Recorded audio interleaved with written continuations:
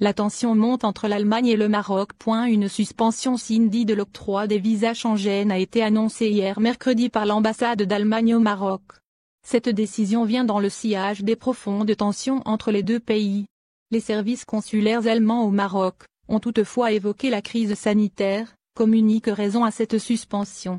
C'est dans un communiqué publié sur son site web que l'ambassade allemande avait annoncé que les visas Schengen ne seront plus délivrés aux citoyens marocains, à l'exception de certaines catégories, et ce jusqu'à nouvel ordre. L'ambassade d'Allemagne au Maroc avait précisé dans son communiqué qu'en raison de la situation pandémique au Maroc, nous vous informons de la suspension de la réception des demandes de visas Schengen. Cependant, et selon plusieurs médias marocains, cette décision est loin d'être liée à la crise sanitaire du coronavirus, mais elle est plutôt relative à des malentendus profonds qui détériorent la relation entre les deux pays. Cette décision s'apparenterait donc à une réponse diplomatique allemande directe à la décision du Royaume du Maroc de suspendre tout contact avec l'ambassade d'Allemagne à Rabat.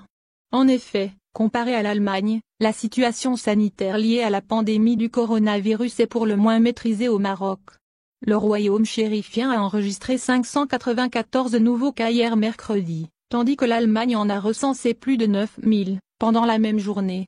Des profonds malentendus. Les autorités marocaines ont décidé de suspendre en début de cette semaine en cours tout contact, interaction ou action de coopération avec les autorités et les fondations politiques allemandes, en raison de ce qui est qualifié, par le Maroc, de malentendus profonds avec Berlin. En effet, les deux pays ne s'entendent pas sur plusieurs dossiers, notamment sur la question du Sahara occidental. Ce territoire injustement occupé par le Maroc avait suscité plusieurs tensions diplomatiques entre Rabat et Berlin. L'Allemagne, en tant qu'acteur majeur de l'UE, avait préconisé une solution pacifique à travers le respect des règles et la mise en œuvre des résolutions du Conseil de sécurité.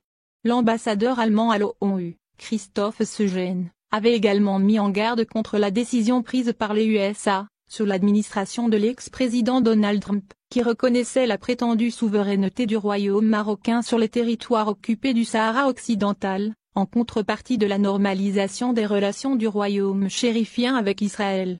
Un cumul de faux pas diplomatiques. Outre la question du Sahara occidental, l'Allemagne et le Maroc ont enregistré un véritable cumul de faux pas diplomatiques, comme cela est rapporté par la presse marocaine. Ces faux pas ont apparemment conduit à une rupture qui était apparemment prévisible. En effet, en janvier 2020, un sommet international sur la question libyenne a été tenu à Berlin. Le Maroc n'a pas été invité.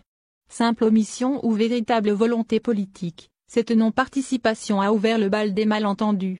Le ministre marocain des Affaires étrangères avait exprimé son profond étonnement, et avait déclaré que l'Allemagne essayait de transformer la crise en Libye en un instrument de promotion de ses intérêts nationaux. En 2015, l'ex-directrice de la fondation allemande Friedrich Naumann était contrainte de quitter le royaume chérifien. Ce départ précipité avait dévoilé que plusieurs associations allemandes sont accusées d'entrisme et d'ingérence dans les affaires propres au pays. Enfin, et toujours parmi les faux pas diplomatiques entre le Maroc et l'Allemagne, on ne peut que citer l'affaire du germano-marocain Mohamed Ajib.